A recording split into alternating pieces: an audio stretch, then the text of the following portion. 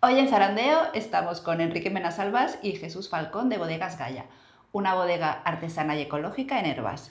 Si te interesa saber el error que cometen muchas marcas de vino en España y no cometen los franceses. Si te interesa saber cómo el packaging puede ayudarte a que los consumidores compren un producto en el que vamos a ciegas, como es el vino. Si los proyectos comunitarios que ayudan a frenar la despoblación en comarcas te interesan, quédate hasta el final porque lo que nos cuentan va a zarandear muchas creencias sobre cómo construir una marca con autenticidad, compromiso y ecológica. Zarandeo, el podcast de las empresas extremeñas que se salen. Una idea de La Semilla Diseño, creado y presentado por Ainara Cámara y Silvia Barcenilla. Aquí, los CEOs de las marcas extremeñas más potentes nos cuentan cómo lo han hecho para tener tan buenos resultados, para que nos inspiremos y lo llevemos a nuestros negocios. Nos hablan de marca, de diseño, de comunicación y de marketing. Cada entrevista está grabada en un espacio diferente y especial de Extremadura, porque la marca no es solo el logo o el packaging, sino las sensaciones que provocas en tus clientes. Todo con el objetivo de que no te vendan la burra. Hoy en Zarandeo estamos con Enrique Menasalvas y Jesús Falcón de Bodegas Gaya, aquí en Hervás. Hola Quique, hola Jesús. Hola. Muchas gracias por venir y muchas gracias al convento, el jardín del convento, perdón, en Hervás, por abrirnos las puertas para grabar. A ver, vamos allá. Contadnos un poco qué es Bodegas Gaya y cómo se os ocurrió rescatar viñedos abandonados. Pues Bodegas Gaya es una bodega y es una bodega con producción de vino de uva propia. Tenemos viñedos también. Es una bodega artesana, producción de unas 6.000 botellas al año. Cultivamos unos 9.000 kilos de uva y elaboramos con 3 variedades de uva que son características de esta zona y de Sierra de Gata. Macabeo, Rufete blanco y Rufete tinto. Muy bien. Vale, y ahora, si tuvierais que definir a Gaya en 3 palabras que no fueran ni vino, ni bodega, ni viñedo, ¿cuáles serían? Pues serían pasión, sueño y desafío.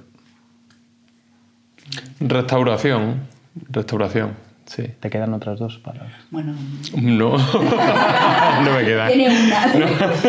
Tiene una muy rara. Y luego nuestra comunicación, sabiendo la web, las redes, sobre todo, cuando nos conocíamos, ¿no? Vemos mucho la palabra comunidad, cuidar del territorio. Sí. En vuestro día a día en la bodega, ¿cómo se transmite eso? Porque luego muchas veces hay gente que no es muy coherente con lo que pone en su web Claro. o con lo que dice que es su marca y lo que Sí, es de verdad. bueno, la bodega surge desde una apuesta mía, que al final soy el propietario, el creador de Gaya. Surge por una apuesta mía por dignificar lo poco que queda de viñedo en Hervás, teniendo la idea de que puede generar una economía bonita, de cercanía, de kilómetro cero y agrícola aquí en el pueblo. En un momento en el que el pueblo a nivel agrícola está un poquito de capa caída. Están los cerezos, que es prácticamente el único cultivo comercial. Está la aceituna, que es un cultivo de apoyo a la economía familiar, pero mucho de autoabastecimiento. Y luego la uva se ha quedado como un residuo de elaboraciones caseras de vino de pitarra. En Hervás hay potencial para elaborar vinos comerciales y hoy en día pues la única forma de cuidar esos viñedos y conservar ese patrimonio es haciendo un vino que tenga una vocación comercial con un valor añadido. Comunidad para nosotros o para mí, ¿qué significa? Pues significa apostar, por ejemplo, por el barrio judío como vecindad, no solamente como una plataforma bonita para tener una empresa, sino relación con los vecinos y vecinas, relación con el entorno, devolver un uso histórico que ha tenido la bodega. La bodega nuestra es del siglo XVII, ha permanecido cerrada varias décadas, pues devolver el uso histórico tradicional a una bodega del pueblo, ¿no? Podríamos haber hecho un apartamento rural o cualquier otra cosa en ese lugar, pero hemos querido devolver la vida que siempre ha tenido esa placita donde estamos, que ha sido una vida vitícola. De hecho, estamos en la calle Bodeguillas. Y luego también, pues para nosotros comunidad es cuidarnos los que trabajamos en la bodega, que somos básicamente 3 personas, Jesús, Yere y yo, y cuidar a todo el mundo que pasa por ahí, pero de una forma como genuina, ¿no? Afectiva y cercana, vamos. Oye, ¿y cómo se te ocurrió? O sea, de repente tenías relación con el mundo del vino, dijiste, venga, que voy. Sí. ¿Y con Hervás? Y con Hervás, bueno, yo he crecido aquí. Vale. Soy de cuna madrileña, pero he crecido aquí, en Hervás, y estudié vitivinicultura hace 10 años. Llevo en el mundo del vino unos 10 años, pero como guía de turismo de vino, que es mi profesión principal. Y bueno, pues hace como 4 años pensé que quería trasladar o replicar experiencias que ha habido en otras zonas de España, recuperando zonas ancestrales vitícolas, pero que estaban muy de capa caída, replicar esos procesos en Hervás. Creo que Hervás tiene los ingredientes para tener éxito. Tiene una uva propia, tiene un paisaje muy bonito, tiene un pueblo que tiene un cierto reclamo turístico también. Y bueno, pues y luego tiene mis ganas también de que esto salga bien, que es importante. Así que bueno, básicamente pensé que aquí se podían replicar modelos que están teniendo éxito en Sierra de Francia, en el Bierzo, en el Priorat catalán también. Y bueno, es el momento, dentro del mundo vitícola y vinícola, es el momento de apostar por esa relocalización de pequeñas producciones y apostando por variedades locales. A la hora de... O sea, esto se me ocurre porque hablando con otro entrevistado, él nos contaba que antes de montar su quesería viajó mucho y estuvo viendo muchas queserías por el norte de España, por Francia y tal. ¿Tú has investigado en otras bodegas? Sí, claro. ¿No? Sí.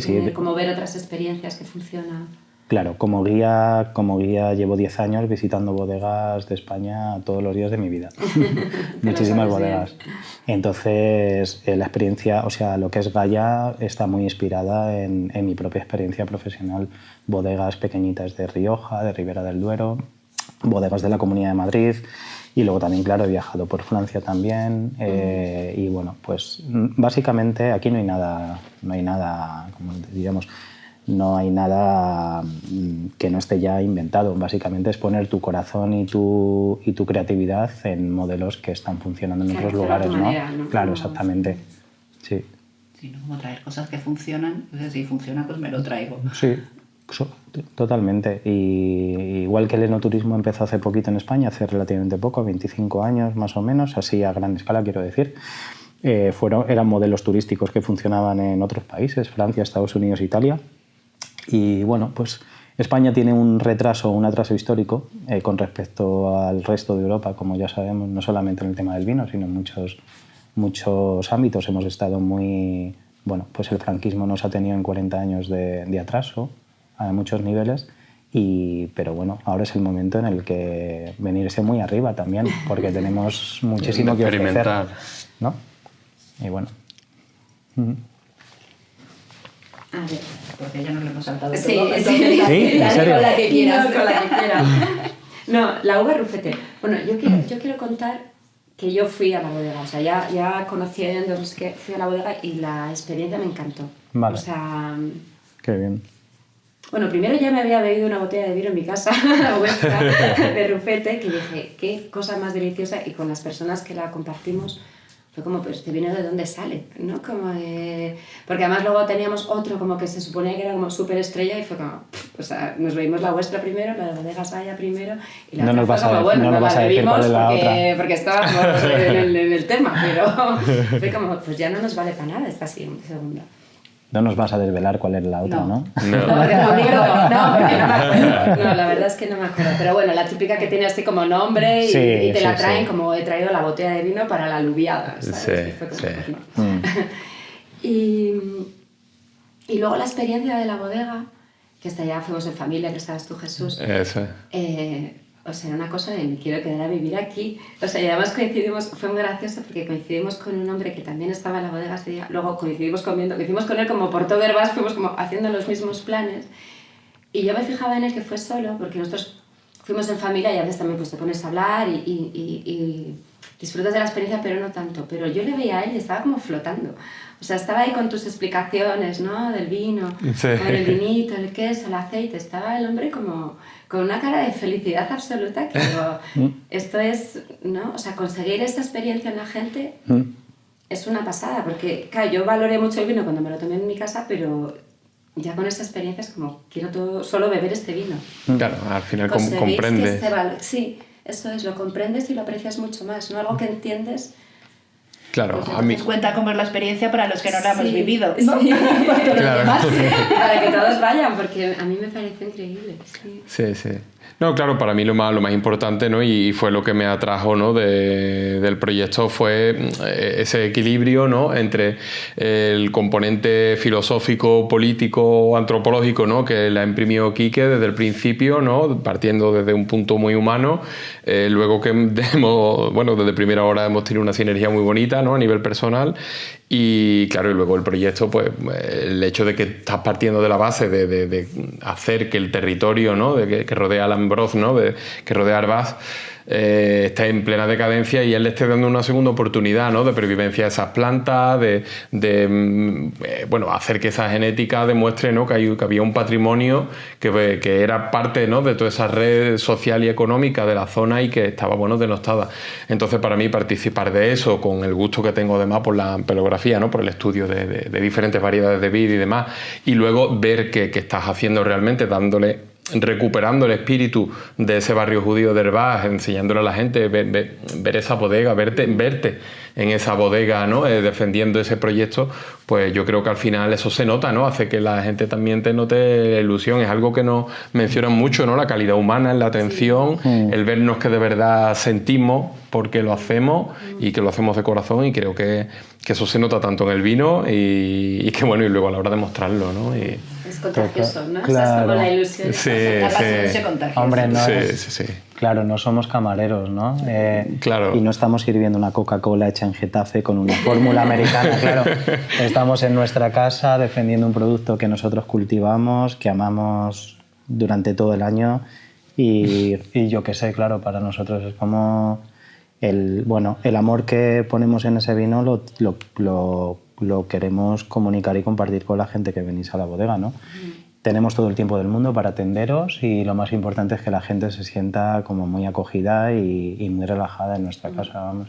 Sí, lo conseguís totalmente. Es una experiencia súper recomendable. Muchas gracias. ¿Y desde el principio teníais claro que queríais tener el wine bar además de la bodega? Creo que no, porque los comienzos fueron tan intensos que se me mezclan los recuerdos de mis propios planes, pero yo tenía claro que quería hacer visitas y catas y degustaciones, pero no con el formato wine bar, la verdad. Luego vi que reunir grupos de personas los fines de semana con citas concertadas me iba a costar bastante esfuerzo.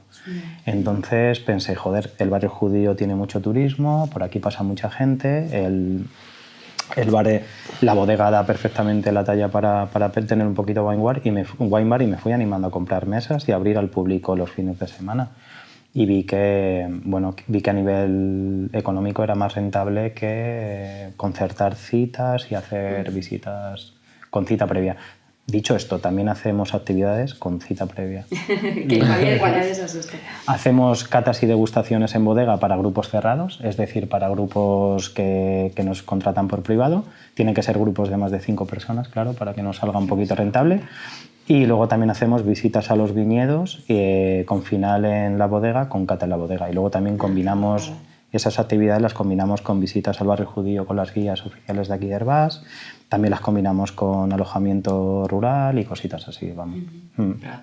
Tenemos varios productos que ofrecemos y que están al servicio de los clientes. Porque tenemos por aquí el 70 y el 80% de la producción no la vendéis directamente en la bodega. Totalmente, sí. O sea, ¿apostáis mucho por la venta directa? Sí. ¿El resto? El resto, pues, a ver, vamos a poner... ¿Yo también en restaurantes? Sí, podemos decir que un 70% se vende en Gaya, a pie de bodega, un 10% se va para Estados Unidos, pero los envíos de Estados Unidos son privados, es decir, es de la bodega a la casa de clientes nuestros. Tenemos un 80% y el otro 20% se vende en restaurantes y pedidos de la gente, básicamente. El wine bar al final lo que nos permite es tener el beneficio completo del vino, excepto el 21% del IVA. Pero nos permite no estar sometidos a la cadena de distribución que implicaría vender nuestro producto al 50%.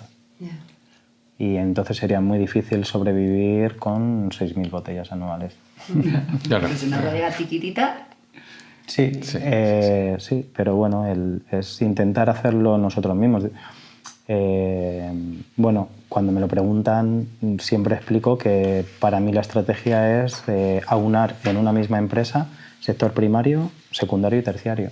Es decir, somos el sector primario que cultivamos la uva, elaboramos sector secundario y luego el sector terciario, que es el servicio, ¿no? Entonces, de alguna manera, vamos dando valor al producto desde el sector primario y el terciario y conseguimos que el terciario básicamente lo controlemos nosotros también. Con lo cual es la clave de ser dueño tú mismo del destino de tu empresa de principio a fin, todo lo máximo posible, claro. Sin perder espíritu ni carácter. Entonces, bueno, al final eso está... Sí. Ahora, y es súper bonito también ver desde, ¿no? Desde que recoges la uva a la persona que se lo está bebiendo o llevando a su casa, ¿no? O sea, Sí, es como... sí, es bonito, pero es... cuando haces cosas que luego las vende otra persona, ¿no? Pierdes esa parte, ese contacto. Sí, ya que estamos en el barrio del convento, vamos a hacer confesiones también. Es bonito, pero puede llegar a ser abrumador también. Es decir, siempre pongo el ejemplo, es como que alguien estuviera, que tus hijas, por ejemplo, yo que soy padre de 2 hijas, es como de alguna manera que tus hijas estuvieran diariamente bajo el juicio y el criterio de personas externas, ¿no? Diciéndote o lo majas que son o lo tal o no sé cuánto.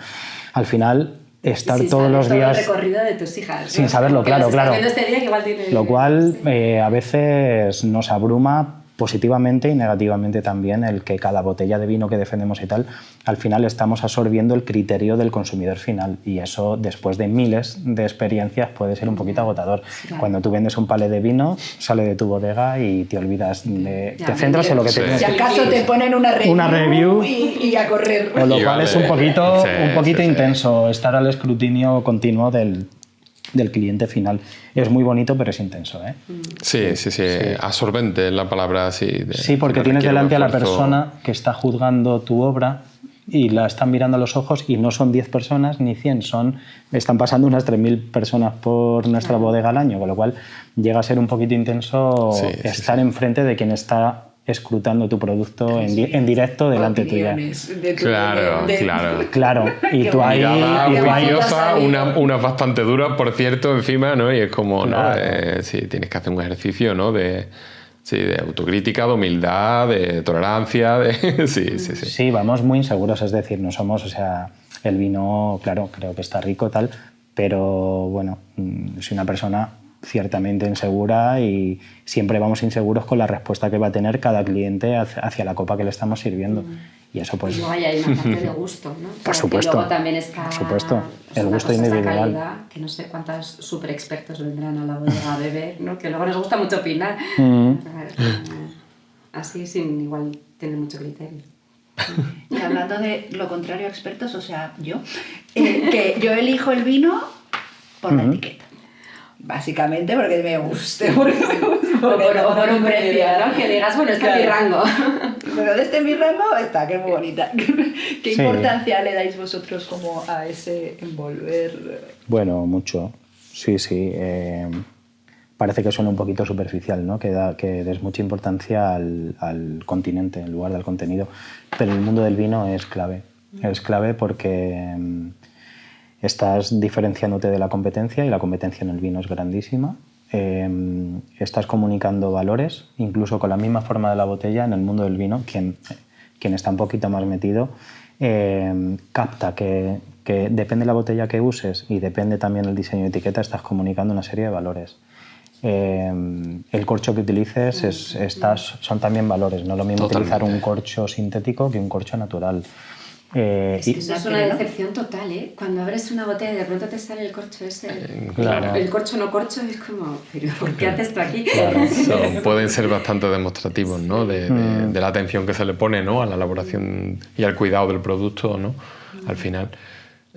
Bueno, la estética es importante al final, ¿no? El vino, ¿no? Como elemento no deja de ser una obra de arte, ¿no? Desde que parte del trabajo del viñedo hasta que, ¿no? hasta que llega ese etiquetado, ¿no? De que comentáis o ese formato de vidrio, ¿no? Yo creo que al final dice mucho, ¿no? Y se adapta además al contexto y a las denominaciones.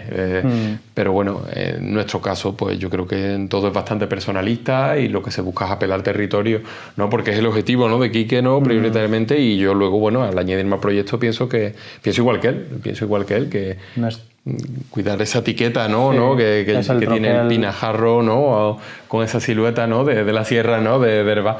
Yo creo que es esencial, no sé, es una forma de honrarlo, ¿no? Decir, oye, esto viene de aquí, ¿no? Sí, Sobre y de todo, ponernos sí. nosotros detrás, ¿no? Exactamente. Puede ser, ¿no? Que no hacen... Sobre todo que el vino también es un elemento evocador, ¿no? Y vas muy a ciegas, o sea, nadie sabe lo que hay dentro de una botella de vino. Y hay 40.000 vinos en el mercado, con lo cual es un elemento evocador como elemento de consumo y es un elemento en el que el cliente está muy vulnerable. De hecho, de ahí vienen las denominaciones de origen, que no son más que ofrecer al cliente una garantía de que lo que está dentro de la botella es lo que te están diciendo que hay dentro de la botella, ¿no? Claro. Entonces, bueno, pues hay que jugar con todos esos conceptos, el tener una botella y una etiqueta que sea evocadora, que transmita valores también y sobre todo que traslade al vino a su lugar de origen, ¿no? Entonces nosotros funcionamos un poquito con eso. Primero, que la etiqueta te atraiga en acercarte a la botella, que la botella comunique una serie de valores y luego pues el tema de la información que damos, que es muy importante también, claro. ¿Y qué valores queréis transmitir? Claro, transmitir con la etiqueta. sí, Con bueno. el lacre también. El lacre, Claro, el lacre, El por lacre. Lo de la ejemplo. forma que me ha dejado loca, yo no sabía eso. Sí, bueno, con la forma, las nuevas elaboraciones más ligadas a lo que es el territorio y a vinos más respetuosos con la fruta y con el carácter del terruño que tienes, ese tipo de vinos suelen ir embotellados en botella estilo Borgoña, que llamamos. Son las botellas más bonitas que no tienen hombros. Los vinos que se pueden relacionar con elaboraciones más tradicionales, vinos más estructurados, más de la vieja escuela y tal, suelen ir en otro tipo de botella. Esto no es un blanco y negro, te hablo un poco de algo, una cierta tendencia. Sí, pero define bastante bien. O sea, Sí. hay denominaciones, de hecho, en las que se ve esa tendencia claramente del vidrio. O sea, bueno, voy a mencionar Toro, por ejemplo, ¿no? que sus vinos son estructurados, son recios, suelen tener tiras de crianzas largas, y la tendencia en todas las botellas, tú entras en cualquier vinoteca de Toro, todas las botellas son troncocónicas, son botellas de hombros anchos, aunque varíe la etiqueta y cada uno tenga su estilo, tal, pero sí, hay tendencias ahí que están ahí, ¿no? Y que son representativas también, ¿no? De una Sí, que son filosofía, guías, ¿no? de una Sí, uva. Códigos, ¿no? Igual Códigos, también. eso es, sí. Usar el corcho natural, Corcho el lacre natural. también, de alguna manera, ¿no? súper chulo.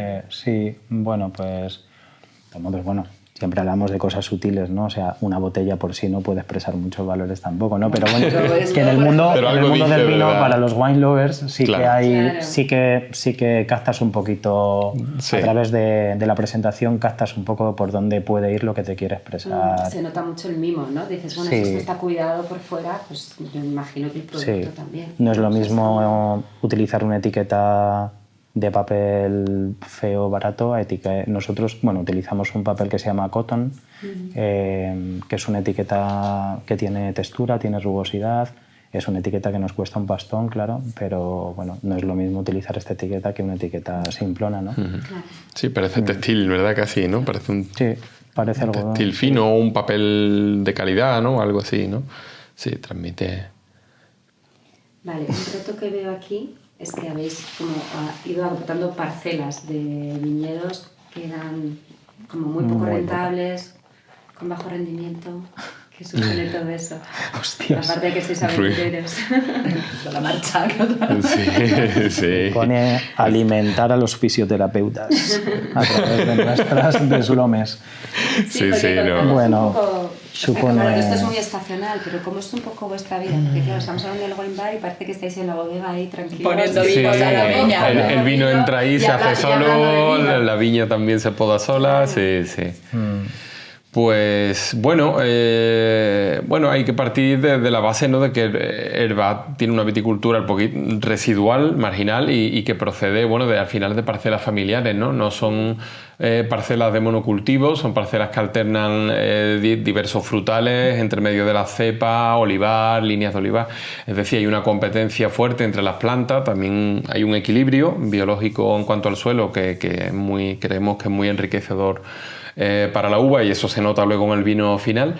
Pero sí que es cierto que, claro, que toda esa competencia y esa naturaleza del bancal hace, lo primero, que tengamos rendimiento muy bajo, o sea, casi ridículo, ¿no?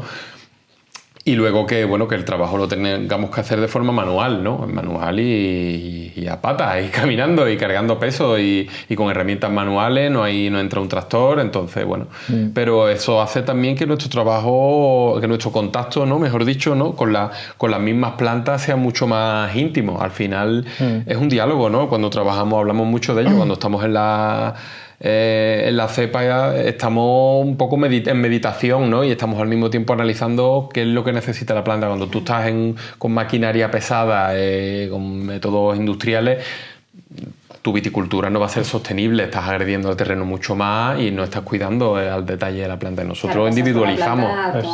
Claro, nos gusta individualizar el trabajo mucho, y yo creo que eso es esencial, ¿no? Aunque sea una parte de autosacrificio, ¿no? A la hora de trabajar, ¿no? Sí, pero sí, el trabajo es muy duro. O sea, el trabajo que hacemos es...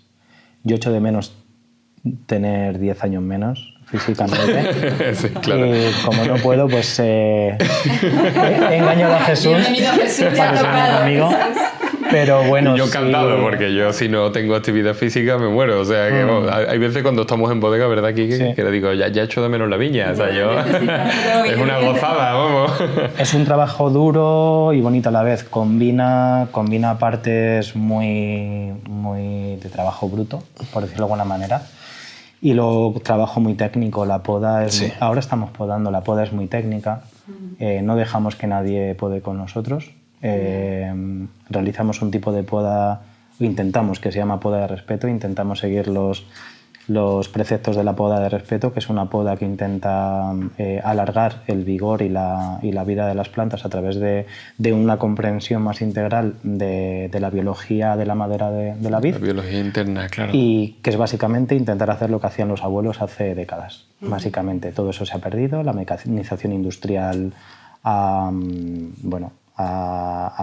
desechado los saberes tradicionales, y eso conlleva que hoy en día enfermedades como la yesca se estén propagando como la pólvora a través de la mecanización de los viñedos, y luego que estemos tendiendo también a una viticultura industrial que no genera paisaje, que coge muchísimos insumos del suelo, agua por ejemplo, y que necesita muchísimos insumos externos para que las viñas estén en condiciones. Lo nuestro está dentro de un sistema que tiene su propio equilibrio, y que de alguna manera Jesús y yo funcionamos como jardineros que intentamos mantener todos esos elementos en equilibrio sin romperlos, más que añadir nosotros equilibrios nuevos, ¿no? Y pero pues tiene partes que son muy trabajosas. Claro, muy técnico todo también, ¿no? Muy técnico la parte de conservar suelos y sobre todo de manejar el ciclo de las viñas. Luego ya os digo, Jesús el lunes pasado estuvo con un azadón sacando plantones de robles y de encinas que crecen alrededor de los troncos de las parras. Pues eso muy técnico no es, pero hay que hacerlo. Claro, o sea, hay que estar ahí. Pero muy relajado. Claro. Ojo, hay que hacerlo con mucho tino para intentar no dañar el mínimo posible de raíces de la cepa, pero claro, más allá de ese miramiento básico, ¿no?, que tienes que tener, son trabajos que son duros, son trabajos de... Sí, o levantar paredes, o simplemente recoger la poda, que la poda es muy técnica, pero es que todo lo que estás tirando al suelo tienes que recogerlo a mano, agachándote, y no estamos hablando de echar 2 horitas, es que tenemos... Lo de deslomarse venía muchos días en invierno, bajo temperaturas muy gélidas. Mojándote a veces, ¿no? Porque aquí llueve mucho y entonces tienes pocos días para aplicar la poda. Si a lo mejor se encadenan, como el día que tenemos hoy, mañana, pasado el otro, y tenemos un día entre medio, ese día que está entre medio de sol, aunque el suelo esté mojado, Y no nos quejamos. No nos quejamos. Disfrutamos no, muchísimo, pero lo No, resaltamos porque a veces parece que el vino cae del cielo y Claro. la gente olvida que es un Que la proyecto... conversación venía un poco por Claro, eso, claro, claro. porque estamos aquí en un bar a gustito de charleta con los clientes. Es como- Es Claro. un producto agrícola que Sí. conlleva muchísimo trabajo y muchísimo riesgo también. O sea, yo vivo, mira que no soy creyente, pero vivo rezando desde abril hasta septiembre, es que vivo rezando porque cualquier helada, cualquier granizada, Claro. cualquier lluvia me puede destruir la cosecha. Claro. Y más allá de lo económico, que todo tu trabajo de meses y meses, de disfrute, de soñar con una añada, ¿verdad? De compartir tiempo con Jesús en las viñas, pues que todo eso se vaya al traste por algo que tú no controlas, que está en manos de la naturaleza. Sí, pues, duele. Joder. Sí, duele es- porque sí, hay es mucho que- volcado, ¿no? Sensaciones bonitas, proyección, esperanza y claro, la naturaleza al final no tiene no juega con las mismas reglas que tú, ¿no? No le importa eso, ¿no? La naturaleza no es buena ni mala, pero es implacable, ¿no? Y es cierto que es muy fácil que se puedan ir al traste, ¿no? Alguna parte de la producción y de ese esfuerzo. Sí, es parte del riesgo, ¿no? que aceptamos en realidad, pero es así. Quiero resaltar que tenemos unos viñedos que, bueno, te has preguntado antes, Ainara, parte de nuestras viñas son cedidas, que me lo preguntabas antes, son gente del pueblo que ya no coge la uva o que no quiere coger la uva y que nos dejan que nosotros manejemos el viñedo a cambio de mantenerlo vivo. Y luego tenemos otra parte de viñedo comprado.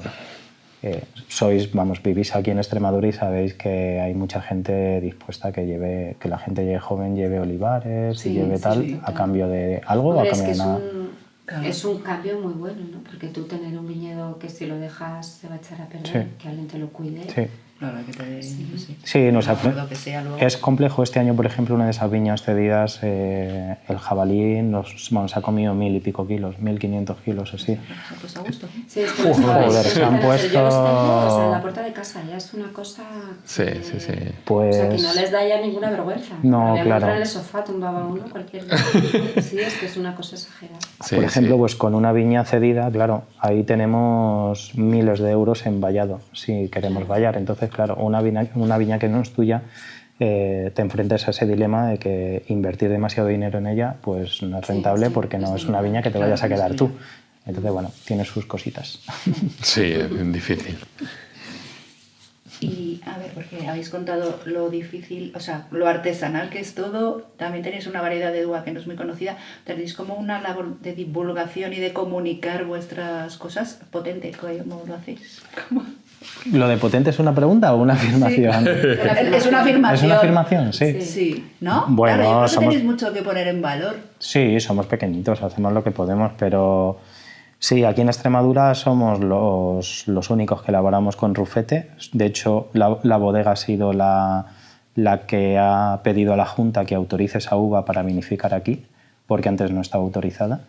Y bueno, le damos, pues no sé, igual que os recibimos a vosotras, recibimos a todo el que se interesa por el proyecto para dar a conocer lo que hacemos. Y Proactivamente, pues me refería a que si hacéis algo por entiendo. comunicar. Sí, entiendo que sí. Bueno, las redes sociales las trabajamos todo lo que podemos. No somos, ni influencers ni expertos, pero bueno, trabajamos todo lo que podemos. Hablamos mucho dentro de la industria vitícola y todos los contactos que tenemos. Tanto Jesús como yo tenemos contactos con gente relativamente importante dentro del mundo del vino. Claro. Pues siempre estamos llamando a su puerta y recordándoles que estamos aquí con este proyecto. Sobre todo porque la gente que amamos el mundo del vino y que estamos dentro de la industria, los que realmente amamos lo que hacemos, lo amamos desde un compromiso con el territorio y con la cultura de nuestro país. Entonces sabemos que podemos tener puertas abiertas y alianzas importantes Sí, con gente que está en nuestra lucha, que básicamente es una lucha por mantener un mundo rural vivo en España y un paisaje que es el paisaje mediterráneo desde hace miles de años, que es el paisaje del viñedo, ¿no? O sea, Sí, sí, sí. No Al, sé, yo lo veo al así. final es una cuestión, claro, también de integración, ¿no? Del paisaje, ¿no? El ser humano lleva muchos miles de años impactando en el terreno, pero una de las formas más sostenibles, y sobre todo en el caso de la viticultura de montaña, como en nuestro caso, es esa agricultura en bancales, ¿no? Entonces proteger eso y tener una buena relación con esas otras bodegas es importante. Yo sí. Pienso que... Y luego, para concretar tu pregunta también, nosotros la mejor labor que podemos hacer proactivamente difundiendo lo que hacemos es dejar esa difusión en manos de los sumilleres, que son los profesionales del vino que se dedican a vender lo que otros hacemos. Entonces, lo que nosotros hacemos sobre todo también es intentar tener un vínculo estable y bastante profundo con ciertos sumilleres, sobre todo de Extremadura, que son al final los que tienen que estar hablando de nuestro vino, en restaurante, en redes, en los medios, con clientes y tal. En ese sentido, Dani El Hospitao, que desde aquí, Dani, pues te quiero dar las gracias por tu ayuda, y a Elías también. Tenemos, por ejemplo, a Dani El Hospitao, que está considerado el mejor sommelier de Extremadura, y Dani nos apoya muchísimo y es un gran portavoz de lo que hacemos. Y luego Elías también, que está en Badajoz, que Elías nos está ayudando muchísimo. Y bueno, pues eso. Es que yo lo estoy viendo ya como en restaurantes muy tops de cárceles y tal, ya estoy viendo vuestro vino también. Sí, el vino que hacemos yo creo que, bueno, que es defendible, o sea que creo que es un vino que da la talla. Pero creo que sobre todo lo que tiene es mucha distinción y creo que un relato coherente, ¿no? Que en la industria del vino hacer un buen vino es importante, pero es muy importante tener una distinción y tener un relato que le dé coherencia a lo que tú hagas. Hay muchos vinos buenos, hay a patadas, pero quien realmente está donde hay que estar son los que se diferencian y los que tienen detrás una historia que conecta con lo emocional o lo filosófico, o como lo queramos llamar. Y bueno, nosotros sobre todo intentamos hacer eso. No vamos a hacer nunca un Vega Sicilia ni un Chateau Petrus, pero queremos que toda la calidad que tenga ese vino esté apoyada por mucho relato y mucha diferenciación, básicamente. Sí, que el relato sea sincero, sobre todo, ¿no? Es decir, que claro. Es que te dan ganas de participar, ¿no? O sea, conociéndolo y viendo todo el proceso y lo honesto que es todo, es como yo quiero formar parte de esto. ¿Y cómo lo hago? Pues bebiéndome. Claro.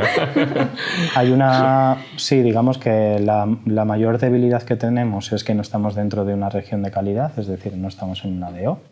Estamos en Herbás, que no estamos en un limbo, bueno, bajo el amparo de la IGP Vinos de Extremadura, pero bueno, honestamente el amparo de la IGP no nos da prestigio, no nos pone en el mapa de nada, porque la IGP Vinos de Extremadura no tiene nombre. La única bodega que tiene nombre es Habla, del Silencio, pero a la vez esa debilidad de estar en un limbo referencial también a nuestra pequeñita escala es nuestra fortaleza, porque tenemos mucha diferenciación a través de estar en el Valle del Ambroz, en Herbás y con una variedad tradicional. Si tuviéramos que vender 120.000 botellas al año, a lo mejor todo eran debilidades, pero a este nivel tan pequeñito nos apañamos para sacar adelante el proyecto. Sí. Uy, sí. Bueno, dos preguntas en una. ¿Qué variedades tenéis? Y si tuvierais que elegir solo una botella de Gaia. Dale tú. Pues creo que la nueva añada de la Somadilla, sí. Sí. Con eso te quedas. Sí, el vino top, sí, la Somadilla, pues creo que la nueva añada va a ser brillante. Vamos, yo creo que estamos muy contentos con el resultado. Creemos que lo que hemos elaborado este año y que ahora ha entrado en barrica ayer, ¿no? Creo que también tiene muchísimo potencial y bueno, a mí que me gustan particularmente los vinos de crianza bastante, pues bueno, diría que la Somadilla o el Regajo, sí, los próximos. Sí. ¿Y variedades que tenemos? Variedades, pues bueno, todavía hay que ver, ¿no? Todo lo que sale de Robledillo, ¿no? Porque es que, claro, hay que investigar, ¿no? Y Quique lleva ya en ello tiempo, pero sí que es cierto, ¿no? Que han aparecido algunos varietales dentro de algunas parcelas de Robledillo de Gata, de las que se saca el blanco, el vino blanco, y sí que es cierto que podría estar muy chulo pensar en hacer alguna selección, hacer una pequeña parcela experimental. Porque blanco ya tenéis sin- uno. Ahora mismo. Claro. Sin complicar un poco, simplificando, tenemos aquí en Herbás un 85% de rufete, un 10% de tempranillo, 10-15, sí. 10-15 y un 5% de garnacha y variedades blancas poco conocidas. Y luego en Robledillo de Gata, en la Sierra de Gata, tenemos una mezcla de macabeo, viura, que es la misma, son dos sinónimos de la misma uva, malvasía Doña Blanca también se llama en Castilla.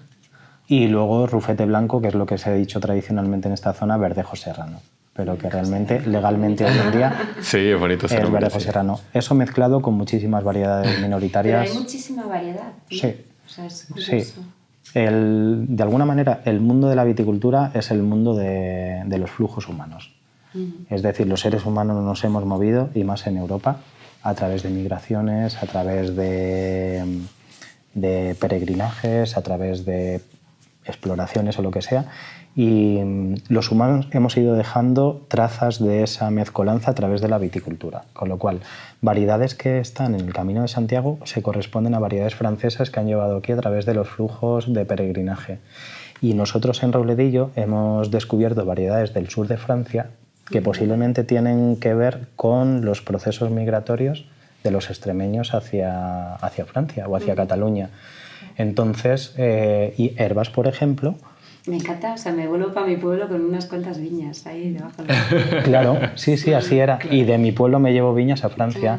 Es como Se traían funcionaban sus las... esquejes y a plantar. Y, sí. Totalmente. Me gustaba esta uva, la añado a mi paleta de colores, porque al final Claro, cada parcela era la de cada viticultor y cada familia, y cada uno tenía su gusto y son únicas. Y encuentras eso, claro.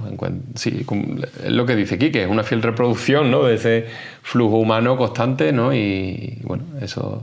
Nosotros no tenemos aquí la rufete por casualidad, la tenemos porque mientras que la Vera históricamente ha estado conectada con el Valle del Tietar, que es la garnacha, la uva principal, nosotros, esta zona del norte de Cáceres, ha estado comunicada históricamente con Sierra de Francia y con Béjar.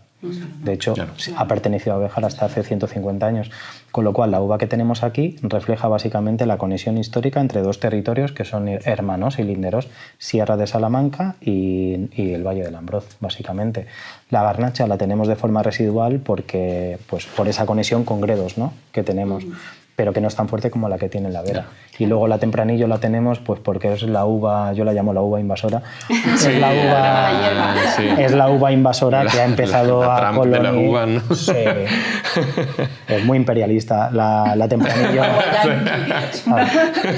Bueno, es una uva que se ha expandido por una serie de condiciones vitícolas que la hacen muy buena, muy productiva, pero que llegaría Claro. en los años 50 o 60. De hecho, aquí en Herbás se llama Tinto Madrid, porque básicamente vendría de la zona de Madrid, los esquejes, hace 70 años y empezó a desplazar a las variedades. Igual que la Macabeo ha desplazado a la Rufete Blanco en Sierra de Gata.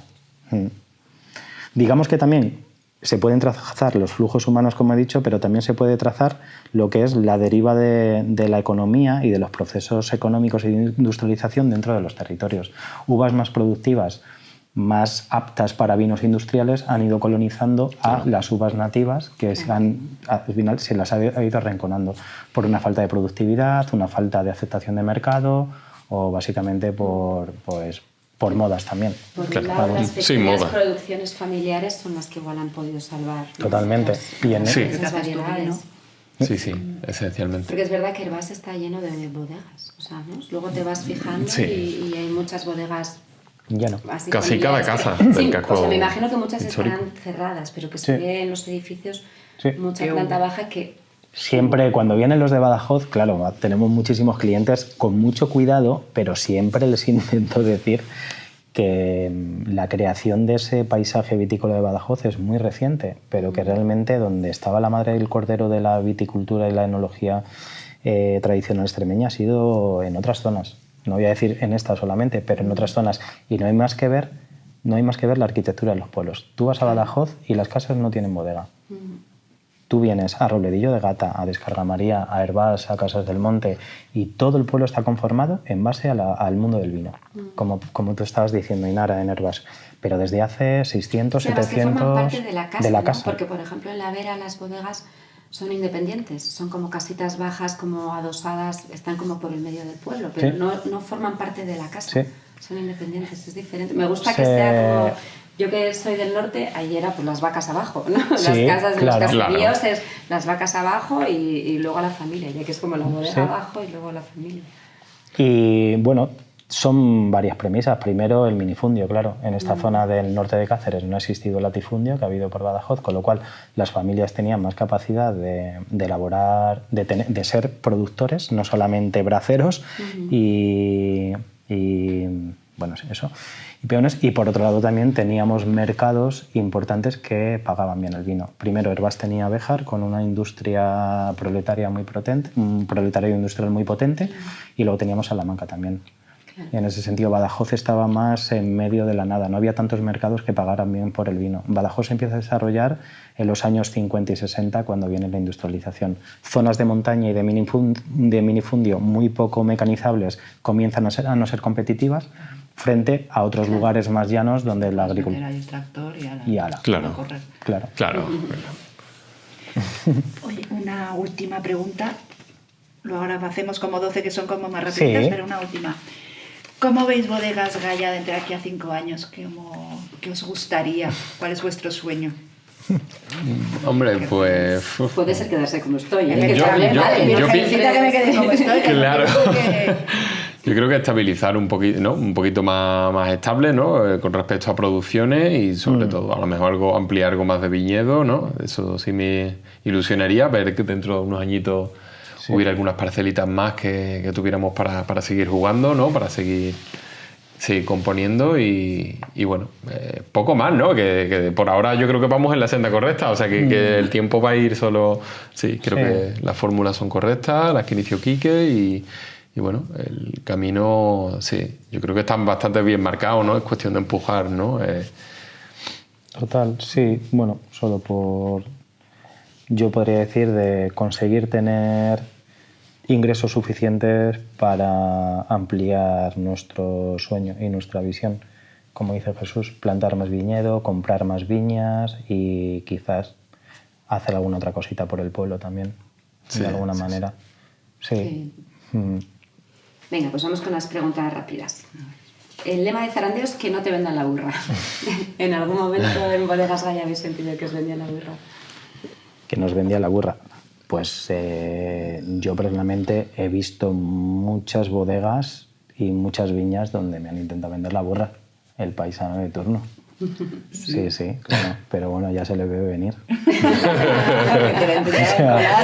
No has comprado burra. Cuando la uva está coja, se la ve. Se le ve, O sí. sea, El no viñedo sé, y tú habla no- bastante bien, sí.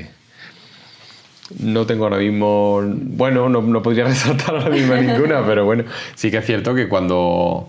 Con el tema de los materiales, ¿no? A veces, bueno, soy un poco crítico, ¿no? Con los vendedores de material enológico, por ejemplo, con cómo están de inflados los precios, verdad. simplemente, ¿sabes? De cualquier superficie, cualquier recipiente, es muy difícil Y la de productos, montando como una tú bodega. dices, ¿no? Sí, son... Ves una revista de productos enológicos y Te piensas asusta. que te están vendiendo la burra, el Pero, caballo... claro. No, más nada. Precios de verdad que, vamos, la gente no lo sobre sabe. todo productos que no sirven, o sea, que... ¿no? Sí. No sé. Sí, que vuelven más compleja la cosa sin ser práctico, ¿no? Muchas veces, ¿no? Sí. No, el caso, ¿no? Que vimos el otro día, ¿no? De la... ¿Cómo era? La etiquetadora encapsuladora, ¿no? sí, En plan, sí. por ejemplo, dices, bueno, pero esto... ¿Quién la ha hecho? Son máquinas que nunca podrías amortizar. En 50, 60 años, precios absurdos. Era la Estoy deuda. hablando de decenas de miles de euros, claro, para dos momentos puntuales que vas a encender la máquina al año. Es muy difícil algunas veces querer no sé, al final, bueno, el trabajo manual tiene su ventaja. Dice, por lo menos, te ves ahí todo el día con las manitas, pero dices, mira, me lo hago yo y es sostenible esto, si ¿no? motricidad fina, que Sí, claro. Eran preguntas Tremendo. rápidas, ¿no? Nos habéis pedido, venga, prudencia. Vamos allá. Quiero decir, vamos a intentar resumir nosotros, sí. venga. ¿Qué personaje famoso actual del pasado o de ficción os gustaría que fuera embajador de las bodegas Gaya? Buah, pues... A mí me gustaría que fuera Javier Crae. Toma ya, qué guay. A ti, No sé, yo creo que sí. Uf, si hubiera algún personaje. Personaje, o sea, lo que... Nos vale el ratoncito Pérez, nos vale de ficción.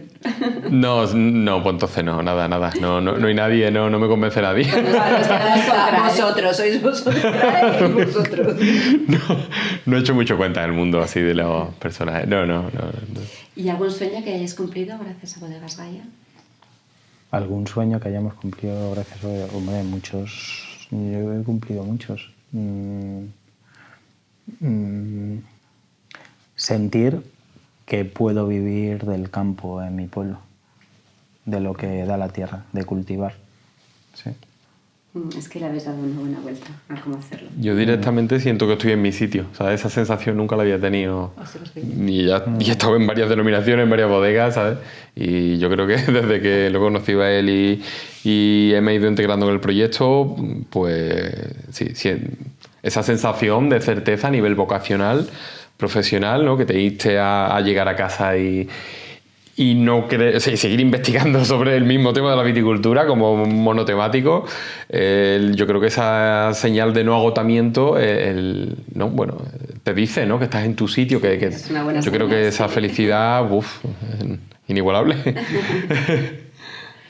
¿Y un error que comete la gente con sus marcas a la hora de...? ¿Con los vinos? Sí, bueno... Con sus Vale. marcas, hablando de marcas, por ejemplo. Sí, que este podcast va de comunicación y marcas. Claro. Por supuesto, la autorreferencialidad, sobre todo la autorreferencialidad. Lo mismo. El pensar que diseño es una etiqueta porque te gusta a ti, en lugar de estar pensando que comunica algo a gente que no te conoce. Utilizar escudos familiares, la foto de tu abuelo, el blasón. Yo. Claro, la historia, la historia de tu familia o de tu bisabuelo, seamos realistas. ¿No? Ser poco... No, claro. Sí, ser poco, no sé si decir empático, pero ser poco perceptivo con respecto a lo que alguien ajeno a ti puede buscar en una marca, en una etiqueta. Sí, claro, Sí. al final es en que hay que pensar en los clientes, que son los que te van a comprar el vino o no. Totalmente, Claro. totalmente. Claro. Sí.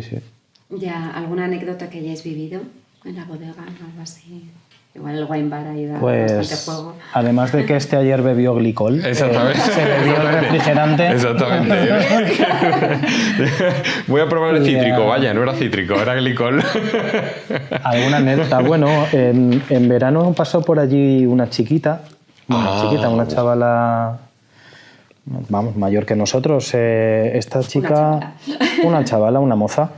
Y sí, esta moza, pues resulta que hablando con ella, bueno, llegó a la bodega diciendo que viviría perfectamente en esa barrica que tenemos fuera en la calle, 2.500 litros.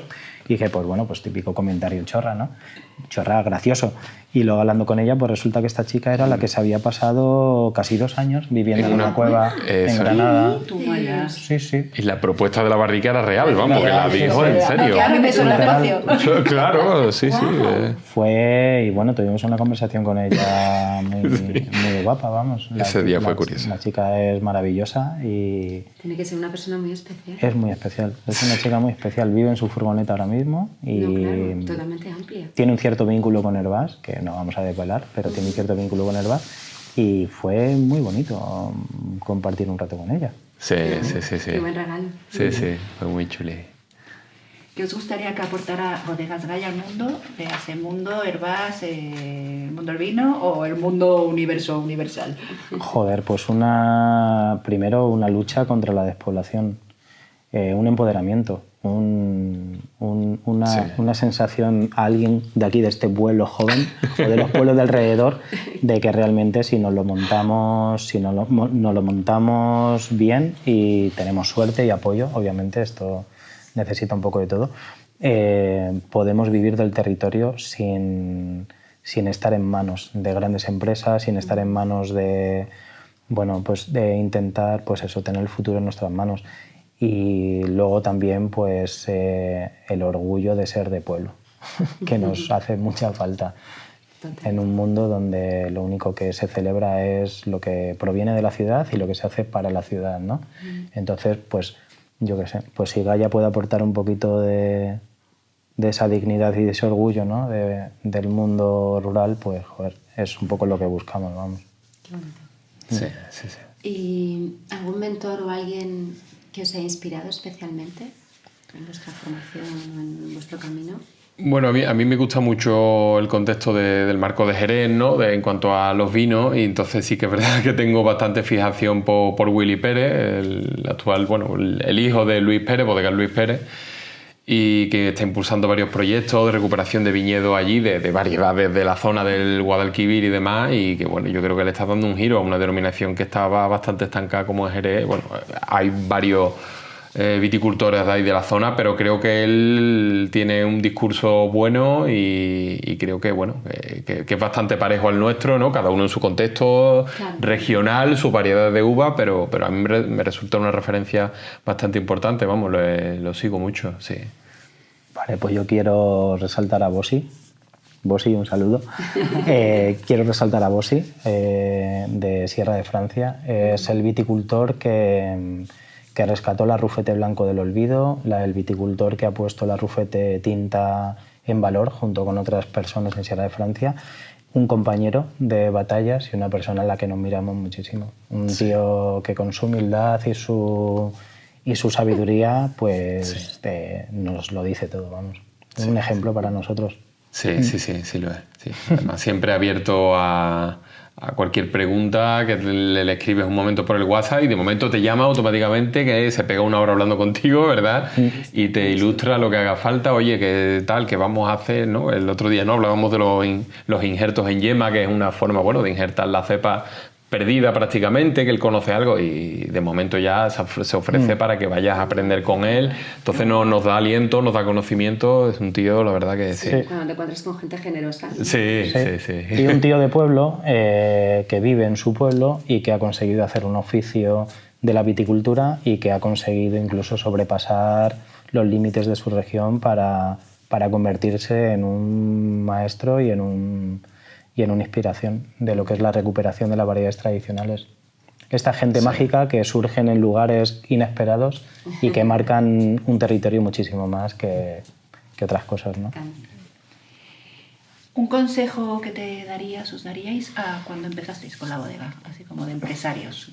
Con carácter retroactivo. Sí. Un consejo. Hijo, ¿por dónde vas? Ensayo y error constante, ¿no? Desde el principio, desde luego, vamos. Un consejo que nos daríamos... yo me daría muchos.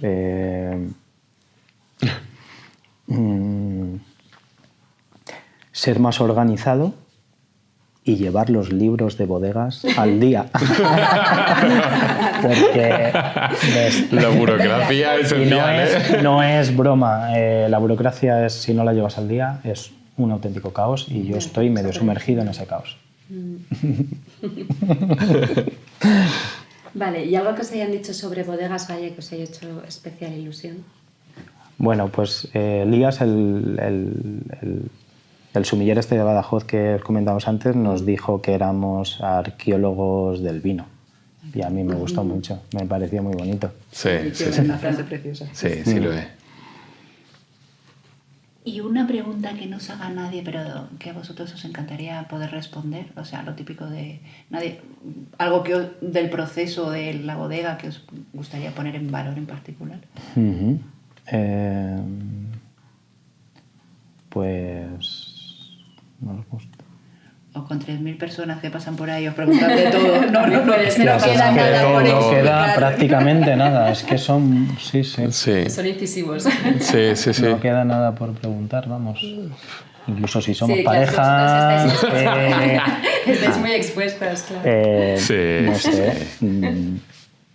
Además creo que le damos pie mucho, ¿no?, al cliente, ¿no? Como tenemos la atención personalizada, al final, tal cuando pega ya sus 2-3 tragos al vino, se anima y vienen preguntas de todo tipo, ¿no? Unas más profesionales, otras más personales. La verdad es que no se queda nada atrás, vamos.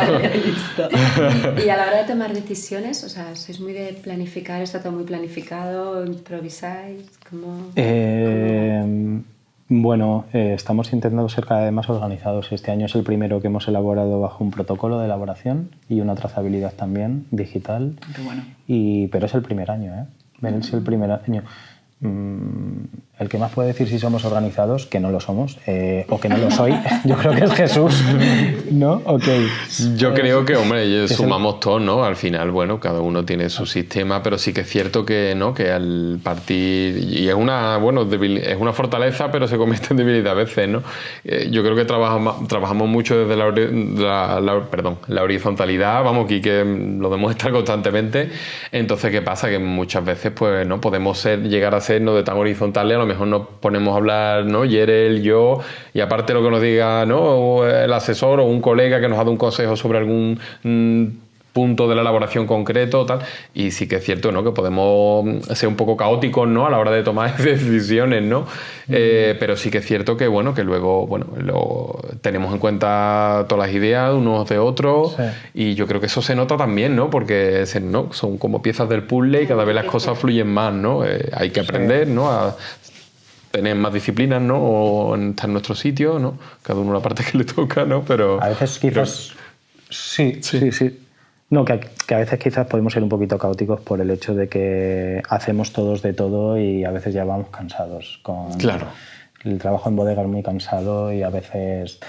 Pero sí que quiero decir que caóticos no es sinónimo de fallos en la elaboración. Es decir, que somos muy incisivos en la seguridad de los vinos, en la sanidad de los vinos, en la higiene. Sobre todo somos obsesivos. Sí, obsesivos.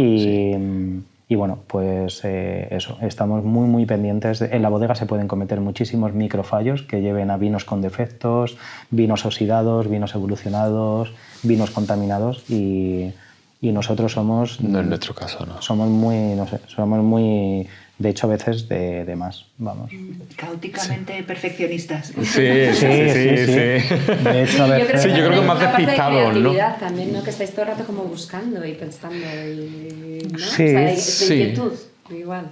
Sí, bueno, somos muy experimentativos. De hecho, echamos de menos no tener más recursos y más vino para experimentar más.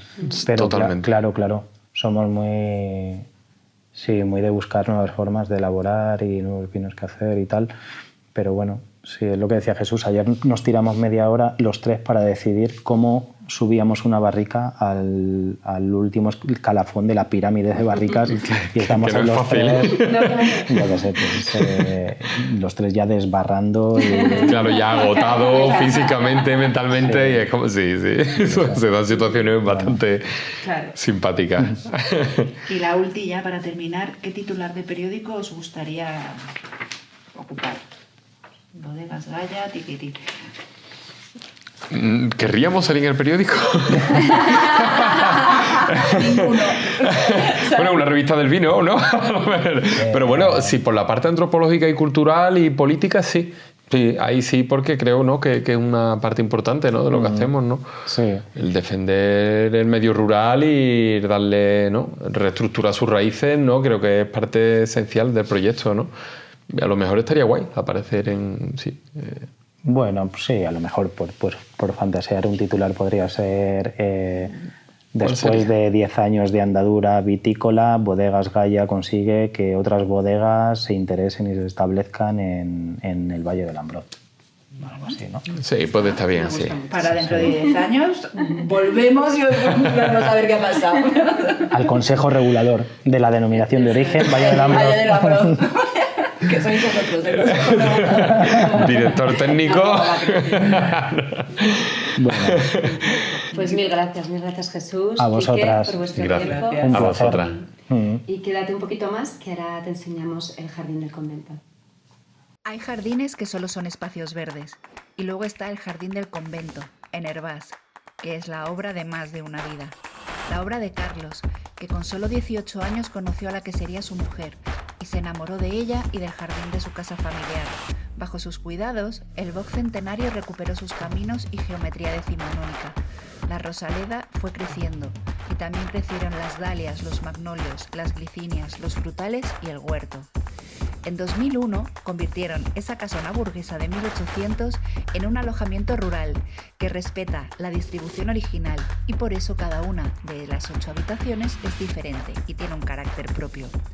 El jardín entra a la casa por todas partes, por la galería cristalada de los desayunos, por la terraza que ocupa toda la fachada de la primera planta y también en los jarrones con flores frescas que puedes oler incluso aunque no los veas. El Jardín del Convento no es una casa rural con jardín, es un jardín en el que puedes alojarte. Hoy has descubierto otra empresa extremeña que se sale gracias al cuidado y el mimo que le ponen a su marca y a su comunicación. Si tú también quieres vender más gracias a tu marca, contacta con nosotras. Somos La Semilla Diseño, agencia de branding y comunicación.